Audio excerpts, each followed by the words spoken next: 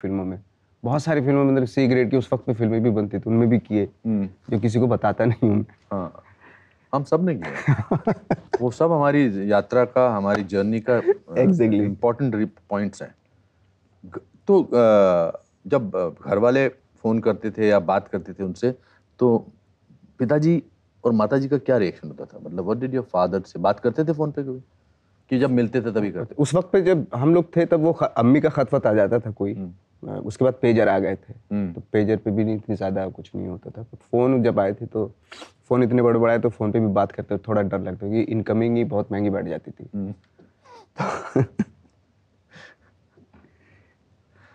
जब जाता था मैं गांव तो मेरे फादर गुस्सा होते थे मेरे पे, क्योंकि मुझे ज्यादातर फिल्मों में ना मैं पिटता था फिल्मों में। हाँ, जैसे कि टॉर्चर हो रहा है जेल में, कहीं मेरी पिटाई हो रही है, हीरो आके पीट के चला गया मुझे, तो मेरे फादर गुस्सा हो जाते थे कि क्या है, पीट के आ जाता है।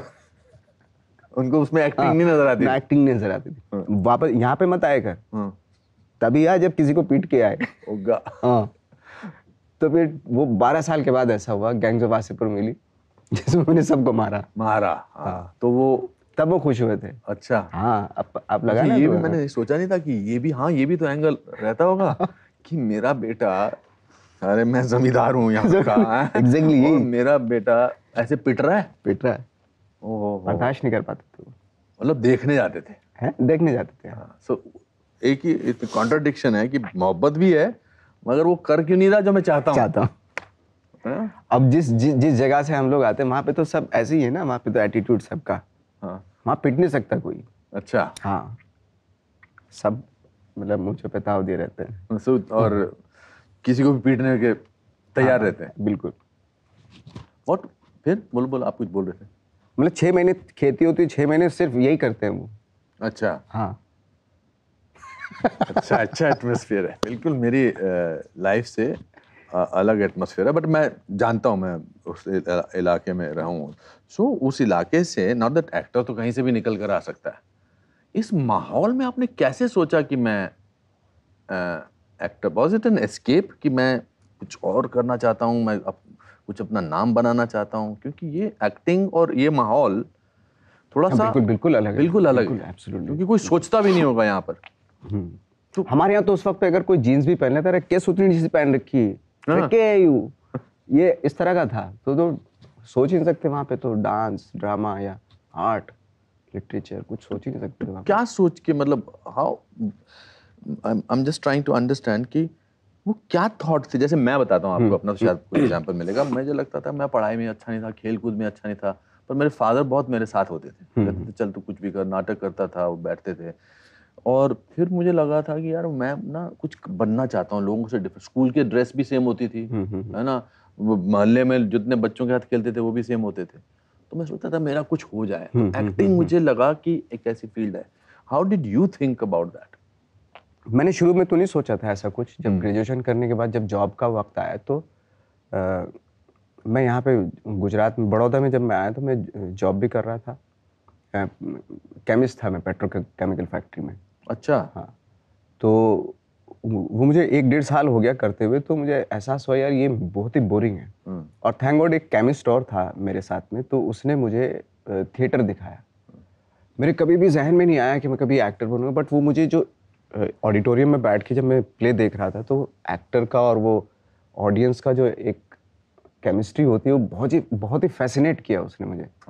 मैंने यार मैं इस लायक तो होने, बट ट्राई कर सकता हूँ मैं इसको एक बार। तो मैंने एक ग्रुप हल्का फुल्का ज्वाइन किया वहाँ पे, MS यूनिवर्सिटी में एक वो है वहाँ पे ड्रामा डिपार्टमेंट, वहाँ पे ज्वाइन किया। और वहाँ पे एक एक डायलॉग मिला और क्राउड में खड़ा रहता था मैं, तो मुझे थोड़ा सा मज़ा आने लगा।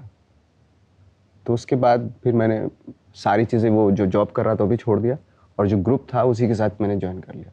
मैंने उसके बैक स्टेज करता था, काफ़ी चाय लाना, साफ सफाई करना उसकी स्टेज की, ये सारी चीज़ें करने लगा मैं। तो धीरे धीरे एक एक दो दो डायलॉग भी मिलने लगे मुझे, तो वहाँ से थोड़ा सा मुझे चस्का लग गया उसका।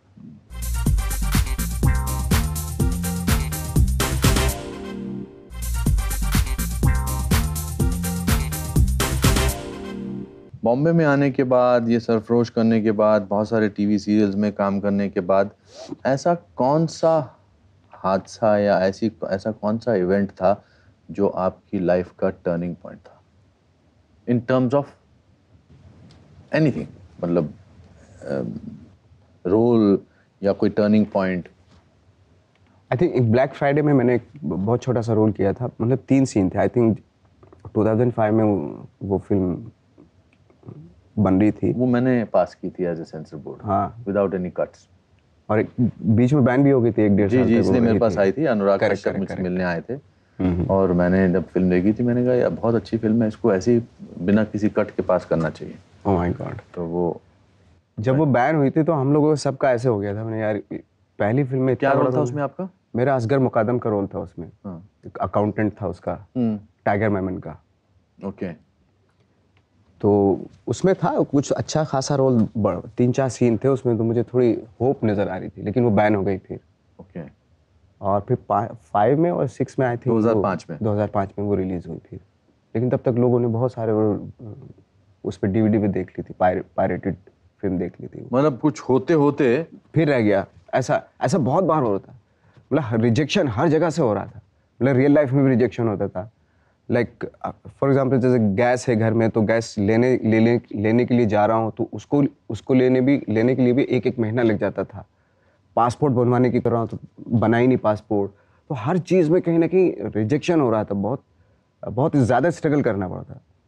इवन चाहे लड़की को लेके भी, किसी लड़की से दोस्ती करना चाहता हूँ, सिर्फ दोस्ती करना चाहता हूँ, तो वो भी रिजेक्ट कर रही है।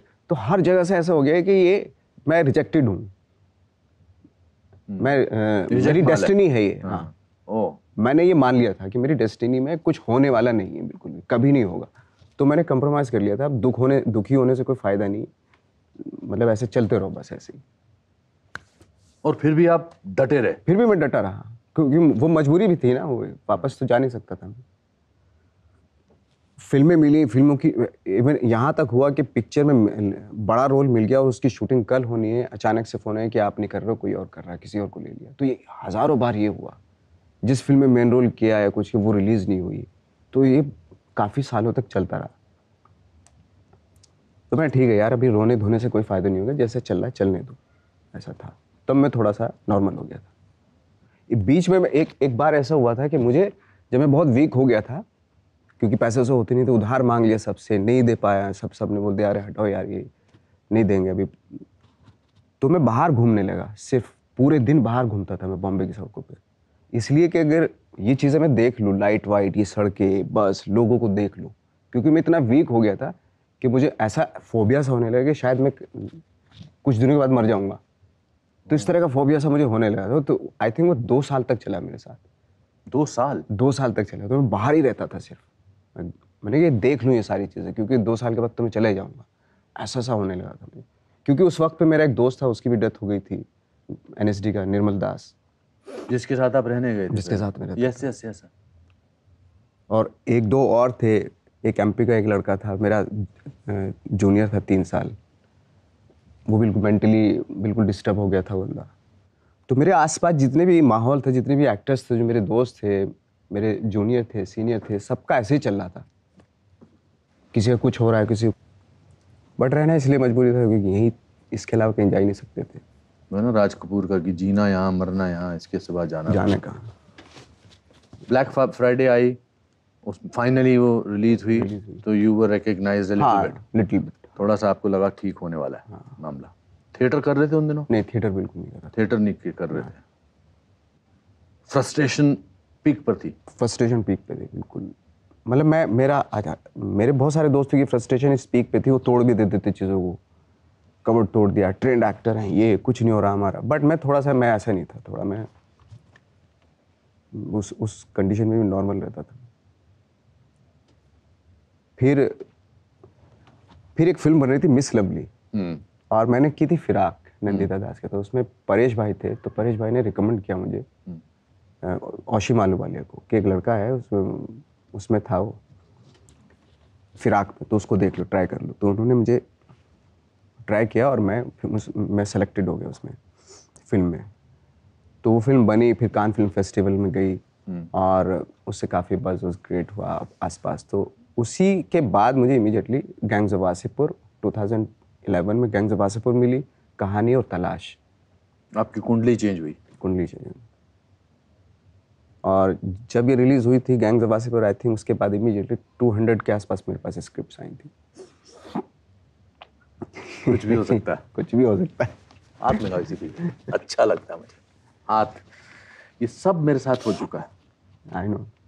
सारांश से 10 दिन पहले मुझे फिल्म से निकाल दिया था। एग्जैक्टली। बट ये बड़ी दृढ़ता देती है, बड़ी स्ट्रेंथ देती है। पर एक और फिल्म थी जिसको बहुत उसका नाम मैं भूल रहा हूँ, जिसको बहुत अच्छे रिव्यूज मिले थे, जो आपकी पहला मेन रोल टाइप था, जिसको बर्लिन में या कहाँ पर दिखाया गया था। आई थिंक मिस लवली थी वो। मिस लवली थी। अच्छा, what is miss lovely about? Sorry मैंने देखी नहीं। वो सी ग्रेड फिल्म मेकर्स के ऊपर थी, जो सी ग्रेड फिल्में बनाते हैं, उनका पूरा वर्ल्ड वही पूरा वर्ल्ड दिखाया है। तो उसमें एक भाई है, थोड़ी सी अच्छी फिल्म बनाना चाहता है, एक लड़की आती है स्ट्रगलर है, तो बड़ा भाई उसको लेके पॉर्न फिल्म बनाना चाहता है, छोटा भाई जो उसको अच्छी फिल्म उसके हिसाब से। हाँ हाँ, मैंने आई हैव सीन दिस। हाँ, तो उसमें उसके बीच में वो क्लैश होता है और फिर वो जेल चले जाता है। 8 इयर्स के बाद जब वापस आता है तो टेक्नोलॉजी बिल्कुल चेंज हो चुकी है, अब वो फिल्में नहीं बनती जो छोटी फिल्में बनती थी, तो इस तरह का कुछ है।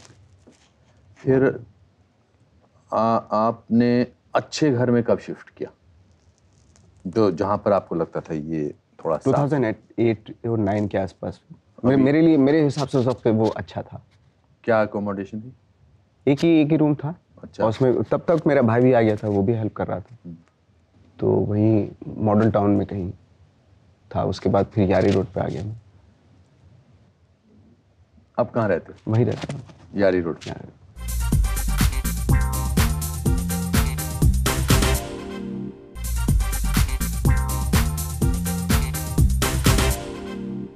सो इसी ये फिल्में करके, मिस लवली करके या गैंग्स ऑफ वसईपुर करके, या आपने शायद उसमें भी 3D अपना क्या नाम है इसका, देवदी में भी आपने गाने किए थे। इसके बाद का transition which is called the big blockbusters film, Salman के साथ आपने किक और बजरंगी भाई। हाँ। सो ये जो so called low budget films या films that used to go to film festivals, जहाँ पर आपको एक अपने होने का एहसास हो रहा था, होना शुरू हो गया था, उसके बाद फिर आपने सलमान, उससे पहले आमिर के साथ काम किया था तलाश में, फिर सलमान के साथ आपने काम किया। ये ट्रांजिशन कैसे हुआ? मतलब how did they think of you to be part of their film? How did that happen? I think जो मुझे लगता है कि वही फिल्में थी जो छोटी फिल्में थी, उनसे एक एक्टर की वो क्रेडिबिलिटी बनती चली जाती तब तक कास्टिंग डायरेक्टर्स भी आ गए थे, कास्टिंग डायरेक्टर पूरा सिस्टम चेंज हो गया था पूरा। आई थिंक कास्टिंग डायरेक्टर का अभी ये पिछले 5-6 साल से काफी अच्छा है, स्ट्रॉन्ग हो। पहले तो डायरेक्टर या उसका असिस्टेंट ही कॉल कर लेता था जी। कास्टिंग का थिंग अभी से हुआ। बट वही था, वो फिल्में जो फेस्टिवल में जाती थी या छोटे बजट की फिल्में होती थी, उनसे ही एक्चुअली इन फिल्मों में एंट्री मिली। ये मुझे ऐसा लगता है कि ऐसा ही हुआ। सो जब हम या जब आप और मैं या आप basically when you work in A realistic atmosphere of A film, तो रियलिस्टिक जॉनर की है, और जो फिर लार्जर देन लाइफ जॉनर की है, आपने दोनों में बड़ा अच्छा फिट किया है। How did you make that transition? जैसे आपका भी था, जैसे लाइक सेम आपका वही था, उसी तरीके से। मैंने कभी अपने आप को सीरियसली नहीं लिया था एज एन एक्टर। मैंने कभी ये नहीं सोचा था कि मैं कुछ झंडे गाड़ दूंगा, मैं आयाम स्थापित कर दूंगा। एब्सोल्युटली। मुझे एज एन एक्टर वो जो टास्क मिला, उसका लाइक ना मैंने ये सोचा कि भाई ये रियलिस्टिक फिल्म है और इसमें मुझे बहुत ही रियलिस्टिकली काम करना है, इसकी क्राफ्ट अलग है बिल्कुल। एक एक्टर है, उसको एक जॉब, एक काम मिलता है, एक रोल मिलता है, उसकी अपनी सेंसिबिलिटी या डायरेक्टर का जो भी परसेप्शन है उसको विजुअली या जिस तरीके से वो देख रहा है कैरेक्टर को, पूरा करना होता है। उसी तरीके से किया। मैंने कोई बहुत ज़्यादा ये सोच के नहीं किया कि मैं ये पैरेलल और ये फिल्म है, ये इंडी फिल्म है या इंडिपेंडेंट फिल्म है, ये इसमें मैं इस तरह की एक्टिंग करूँगा और ये out and out commercial film है मैं इस तरीके से करूँगा। बिल्कुल नहीं। ये काम मिला है, वो मुझे करके आना। मेरी जितनी भी नॉलेज है, जितनी भी कोशिश है, बेटर हो सकता है रोल, उस हिसाब से करना है। और जिस दौरान आप काम ढूंढते थे, who were the actors you were wanting to be like, कि ऐसा कुछ मेरी लाइफ में भी हो जाए कि ये जो इनकी दुकान चल रही है, तो ऐसे कौन कलाकार थे? मतलब एक होता ना कि रेफरेंस पॉइंट होता ना, कि भाई जैसे हम जब ड्रामा स्कूल में थे तो नसीर, ओम जी, लगता था कि इस तरह इस आप ही लोगों को था, ये तीनों चारों जो थे, नसीब भाई, ओमपुरी, आप, इस तरह, वो इन्हीं लोगों को आप ही लोगों को देख के आए थे हम लोग, क्योंकि ऐसा लगता है ना कि यार इसी इंस्टीट्यूशन से हैं और हम हो सकता है हमारा कुछ अच्छा हो सकता है, जब इनका हो रहा है तो हमारा भी हो सकता है अच्छा। तो वही इंस्पिरेशन थी, और कि इस तरह का कुछ काम करना है थोड़ा सा। और वो आई डोंट नो, वो मजबूरी भी हो सकती है कि वैसा ही मिलेगा काम आपको, बट ये था कि क्योंकि एक्टर हैं ये, हम भी एक्टर हैं, तो इसी तरह का कुछ काम करना है। तो वो परफॉर्मेंस से, अलग अलग परफॉर्मेंस से बहुत इम्प्रेस हो जाता था मैं जब फिल्में देखता था, आपकी, नसीब भाई की, ओमपुरी की। मैं इन्हीं लोगों को देख के आया था एक्चुअली। Are you arrogant? मतलब मेरा कोई खतरनाक सवाल नहीं है। नहीं, मेरे को, बिकॉज मेरी गुर्बत ने, और जो भी मैं बनाऊं अपने बलबूते बनाऊं, that give me a sense of arrogance. अब उसको मैं नेगेटिव लोग ले लें या कैसे भी ले लें, मुझे हमेशा से लगता है मैं अपने आप में कहीं अपने आप को ढूंढ रहा हूँ, तो और अपने आप को करेक्ट करना चाहता हूँ अगर ऐसा नहीं है, या देखना चाहता हूँ, इसलिए मेरा उसको लेके होता है। मैं रियल लाइफ में मेरा बिल्कुल भी एरोगेंसी नहीं है। हाँ दोस्त, बट मैं काम को लेके एक बार थोड़ा होता है मेरा। अच्छा, हाँ। क्या? काम को लेके, लाइक जब क्रिटिसाइज होते हैं, काम क्रिटिसाइज, तो हमारे यहाँ चूंकि डिबेट का माहौल नहीं है, तो डिबेट करना चाहिए उसके ऊपर। तो मैं चाहता हूँ कि अपनी मर्जी से आप किसी की परफॉर्मेंस को, अरे यार क्या है ये वो सब, तो मुझे लगता है तब मुझे थोड़ा होता है यार, मैं इतना एक्सपीरियंस हूँ, इतना पढ़ा, इतनी मेहनत की है, या तो आपको इतनी नॉलेज हो, तो इस मामले में थोड़ी एरोगेंसी होती है मेरी। क्योंकि कि आप अगर मुझे क्रिटिसाइज कर रहे हो तो उतनी नॉलेज आपको होना बहुत ज़रूरी है। अगर मैं किसी एंडी शंडी से किसी से मैं अपनी परफॉर्मेंस के बारे में पूछ सकता, या कोई अगर इस तरह का आदमी, लाइक फॉर एग्जांपल जैसे मैं मंटो कर रहा था अभी, मंटो का एक डायलॉग है, बहुत मैं शायद कहीं ना कहीं उससे उसकी मेंटालिटी से बहुत रिजेंबल करता हूँ। मुझे लगता है कि मैं ही हूँ। तो वो ये है कि जब जोगेश्वरी में अपना लेक्चर दे रहे थे मंटो, उन्होंने कहा कि ये मजमून सुनाते सुनाते, कोई मजमून था उनका, कोई स्टोरी थी, आप मेरी जान ले लो, मेरा सर फोड़ दो, मैं उफ तक नहीं करूंगा, लेकिन हिंदू मुस्लिम फसाद में अगर कोई मेरा सर फोड़ दे तो मेरे खून की हर बूंद रोती रहेगी। मैं आर्टिस्ट हूँ, वो अच्छे जख्म और भद्दे घाव मुझे पसंद नहीं है। आप डिबेट करो मेरी स्टोरीज पे, ये वो सब, अगर तब बुरा बोलना है बोल दो, कोई प्रॉब्लम नहीं, बट ऐसे ही बोल दो यार ये तो ऐसे ही है, कोई मतलब नहीं, तो उसकी वजह से मैं मर भी जाऊंगा तो वाह, मार दो मुझे उसकी वजह से, लेकिन मैं डिबेट करूंगा। लेकिन अगर ये सारी चीजें, छोटी मोटी चीजें, इनकी वजह से मेरा थोड़ा सा भी खून नहीं लगा तो मुझे अफसोस होगा यार, ये सब मत करो। तो ये था। बहुत अच्छा, आपने बोला भी बहुत अच्छा। कब तैयार हो रही है फिल्म? फिल्म हो गई। अच्छा, मैंने इसका पोस्टर देखा था, मुझे फर्स्ट लुक मुझे बहुत अच्छा लगा था। जिस बैकग्राउंड से आप आए हो, आप गुरुकुल कांगड़ी में गए हो, आप मतलब इन अर्ली 90s लेट 40, हमारे यहाँ हिंदू मुस्लिम का ऐसा कोई एंगल होता नहीं था। कुछ नहीं होता है ना? हाँ, कुछ नहीं, अभी भी नहीं है। हाँ, बट हाँ ये है कि टीवी कभी कभी देखते तो ऐसा लगता है पूरी दुनिया कल खत्म हो जाएगी। लेकिन जब आप रियल लाइफ में जब जाते हैं, कहीं भी घूमे आप, तो बहुत ऐसी कमाल की चीजें हैं, बहुत अच्छे लोग हैं हर जगह। बहुत अच्छे हैं, क्योंकि इन रियल लाइफ हमको ऐसा कभी महसूस नहीं हुआ, और खासकर फिल्म इंडस्ट्री में तो ऐसा बिल्कुल भी नहीं होता है। बिल्कुल भी नहीं होता है। बिल्कुल अलग माहौल है।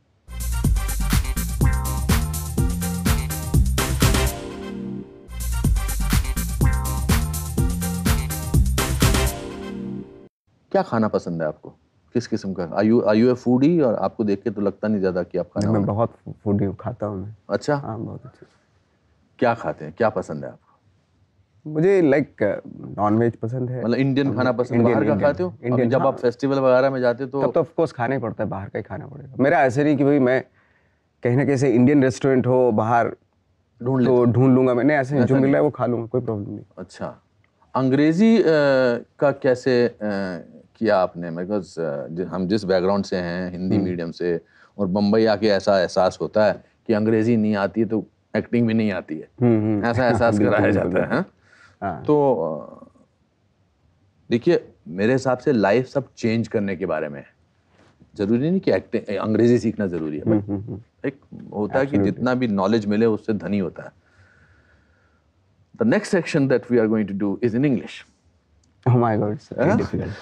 Because I think both of us come from the same background. I learnt my English over here, and you are trying to learn English over here. So how do you deal with people when you meet them abroad? How do you communicate with them? Because your command of English is not maybe that good as in Urdu or Hindi. How do you deal with it? When I used to go to abroad, they don't judge if you are speaking in English. But here, when I speak in English, suppose I'm speaking in English with my friends, they always judge. Why are you speaking in English here? Say in Hindi. Whether your pronunciation is right or Right not. or wrong. But my question is, what I'm trying to say to you, just understand it. That's it. Because language is about communication. Communication. Or acting has no language. No, exactly. I'm so happy to talk to you in English. I feel important, and I feel this is a section which audience is going to enjoy. Yeah, exactly. You have a wife, 2 kids. 2 kids. What are their names? Yani and Shora. और Shora is a आपकी daughter. Saura बेटी हैं? शोरा बेटी है। कितने साल की हैं? वो 6 साल की है, और यानी बेटा है, वो तो 2 साल का है। 2 साल का है। और आपकी बीवी का नाम क्या है? बीवी का नाम है आलिया। आलिया। वाह, कितने साल हो गए शादी को आपके? शादी को 7 साल हो गए। अच्छा, वेरी गुड, वेरी गुड। तो आपको कंपनी करती हैं कभी शूटिंग वूटिंग पे कि नहीं? नहीं, कभी नहीं। कभी नहीं? कभी नहीं आती। अच्छा, बच्चों में ही अपना वो रहती हैं। हाँ। तो बच्चों को आप अंग्रेजी मीडियम स्कूल में भेज रहे हो? बिकॉज मैं तो चलो गांव से आया था, तो मैं चाहता हूँ कि मैंने तो झेल लिया, थोड़ा सा आता है, कभी कभी फ्रस्ट्रेशन सा होता है, डिप्रेशन भी होता है कि अरे यार, I don't have command on this language. So मैं चाहता हूँ कि उनको वो एहसास ना हो, उनको वो कॉम्प्लेक्स ना हो। Yeah. You a good father? Absolutely. Yeah. आपके आमतौर की भाषा में there is an interesting pungent sense of humor. मतलब एक अंडरकरंट है, आंखों में एक शरारत रहती है। आप जिंदगी को किस अंदाज से देखते हैं? अभी फिलहाल तो मैं बहुत ही बहुत ज़्यादा नहीं सोचता। मैं पहले थोड़ा सा पता नहीं था लाइफ के बारे में, तो ये बहुत ज़्यादा इंटेंस था चीज़ों को लेके। अभी बहुत रिलैक्स हूँ, इतना ज़्यादा लाइफ के बारे में, इतना ज़्यादा या काम के बारे में इतना ज़्यादा नहीं सोचता मैं, क्योंकि लाइफ है, चलती रहेगी, है, इतना ज़्यादा नहीं सोचता मैं। सो आप अभी अगले 5-7 सालों में या आगे क्या, नॉट दैट आपको प्लान करने की ज़रूरत है, मगर इसका तो ये तो चलता रहेगा। अभी तो आप भगवान की दया से बहुत अच्छा करते रहेंगे बहुत सालों तक। इज देयर एनी थॉट कि आप डायरेक्ट भी करना चाहते हो या लिखना भी चाहते हो? लिखना भी नहीं चाहते? मंटो के अलावा ऐसी कौन सी शख्सियत है जिसको आप करना चाहते हो पर्दे पर?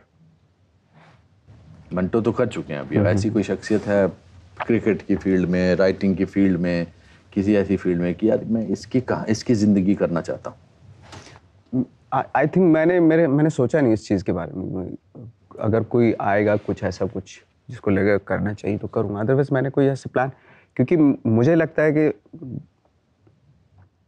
जैसे ये ड्रीम रोल के बारे में भी होता है, बहुत सारे लोग बोलते हैं कि ड्रीम रोल क्या है आपका, तो पहले मैं बहुत ड्रीम करता था कि ये इस तरह का, वो बाद में मुझे रियलाइज़ हुआ कि स्कूल में ही पता चला कि अगर आप ड्रीम कर रहे हो किसी एक रोल का और पता चला कोई दूसरा रोल मिल गया, तो उसके वो जो ड्रीम किया वो पता चला उसी में आपका वो रिफ्लेक्शंस आ रहे हैं, उसी तरीके से कर रहे हैं, लेकिन रोल तो कुछ और है ये।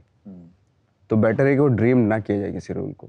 तो मैंने जैसा फॉर एग्जांपल जैसे अल पचिनो उसमें गॉडफादर में या स्कारफेस में या सेंट ऑफ वुमेन में जिस तरह की वो स्टाइलिश एक्टिंग कर रहा है वो, तो बीच में 2000 के आसपास मेरे पे भूत चढ़ गया था, तो मैं 1.5-2 साल तक उसी एल पचिनो स्टाइल में रहता था, है ना।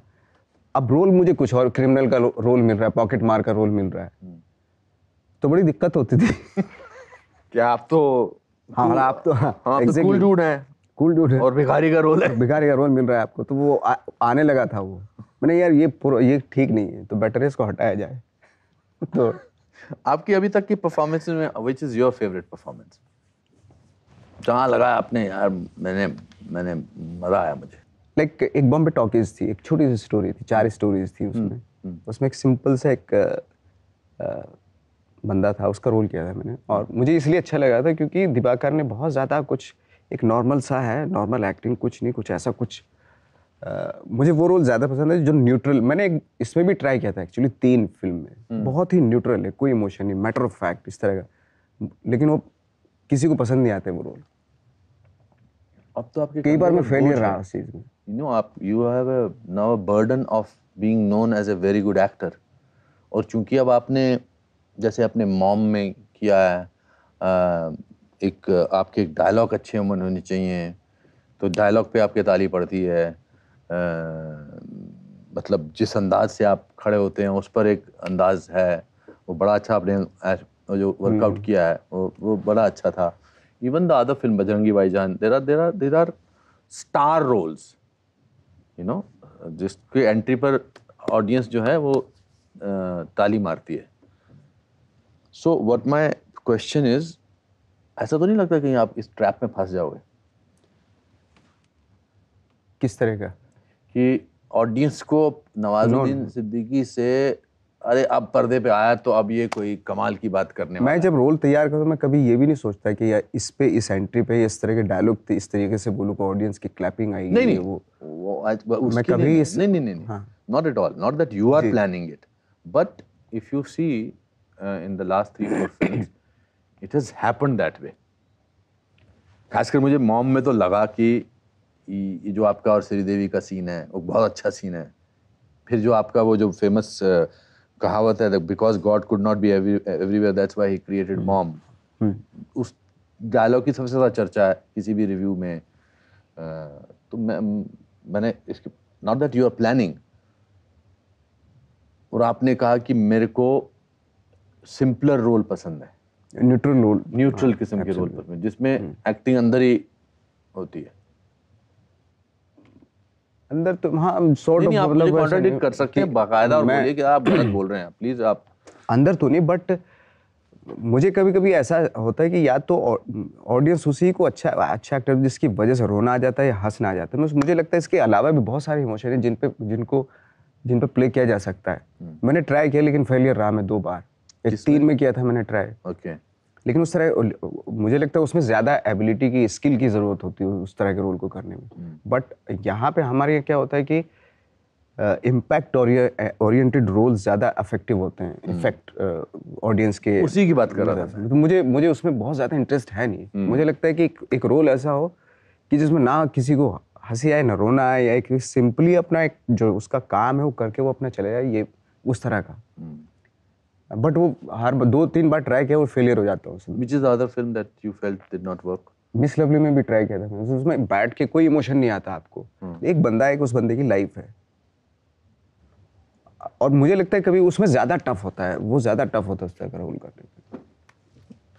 Do you think you can ever, you would like to teach acting? मतलब no, कभी। Why? क्यों? मुझे लगता है कि मैं जो फील करता हूँ, जो महसूस होता है मुझे, वो एक्सप्रेस नहीं कर सकता किसी को, सामने वाले को। Okay. हाँ, ये एबिलिटी नहीं है मेरे अंदर। But आपको ऐसा लगता है कि training is very important? Training तो इम्पोर्टेंट है। क्योंकि हमारे बहुत सारे कलाकार जो यहाँ पर आते हैं उनको लगता है कि वो हर मोहल्ले के रणबीर कपूर हैं या आलिया भट्ट हैं, यू नो। तो why is training important according to you? Training का ये तो लाइक बहुत सारी चीज़ें आपको एक शॉर्ट टाइम में पता चल जाती हैं। एक तो लाइक फॉर एग्जांपल जैसे हम लोग जब एनएसडी में थे, मुझे नहीं मालूम कि इतनी सारी फॉर्म होती हैं एक्टिंग की, इतने हज़ार तरीके से किसी एक रोल को किया जा सकता है। ये सारी चीज़ें मुझे नहीं मालूम थी, एक शॉर्ट टाइम में मुझे पता चली हूँ 3 साल के अंदर। दूसरा ये कि अगर आप बोलते हो कि टैलेंटेड हो आप, ओके, हर एक्टर बोलता है कि मैं टैलेंटेड हूँ, हर एक्टर बोलता है, गुड, वेरी गुड, बट उस टैलेंट को एक ही पिक्चर में पता चल जाएगा, दूसरी फिल्म वो टैलेंट एक्सपोज हो जाएगा अगर आप ट्रेंड नहीं है तो। बिल्कुल सही बात बोली आपने, क्योंकि टैलेंट को ट्रेनिंग ही होती है जो शेप अप करती है। तो आपका नेशनल स्कूल ऑफ ड्रामा जाना मेरा तो बहुत, थैंक गॉड मैं वहाँ गए आप। मुझे आपसे बात करके बहुत अच्छा लगा, बहुत अच्छा लगा, बिकॉज यू सी जिस कॉन्वर्सेशन में मुझे सीखने को मिले ना, तो उसमें बड़ा मजा आता है। और मैं उस किस्म का एक्टर हूँ कि मेरा कंपटीशन है आपके साथ। मैं ऐसा नहीं सोचता कि चलो ठीक है मैं अभी लेजेंड हो गया हूँ या मैं 500 फिल्में कर चुका हूँ, अब मैं इनको आशीर्वाद देना चाहता हूँ। आशीर्वाद नहीं, मेरा छोरा तैयार रहता है घूमने के लिए। ये तो हमेशा रहना चाहिए, हमेशा। I am just looking forward to working with you, और जिस दिन काम करूंगा बहुत अच्छा काम करूंगा मैं आपके। मुझे भी तैयारी करनी पड़ेगी, बहुत तैयारी करनी पड़ेगी। तैयारी करनी। Thank you so much, wonderful, God bless you. वाह,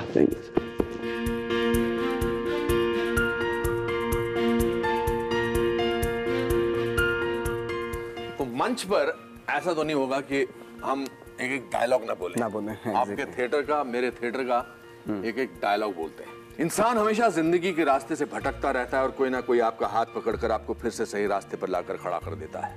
ऐसे 3 हाथ जिनको मैं सलाम करना चाहता हूँ, मेरे ड्रामा स्कूल के टीचर्स, मरहूम श्री बलवंत गार्गी साहब, जिन्होंने मुझे थिएटर और जीवन की विशालता का एहसास कराया।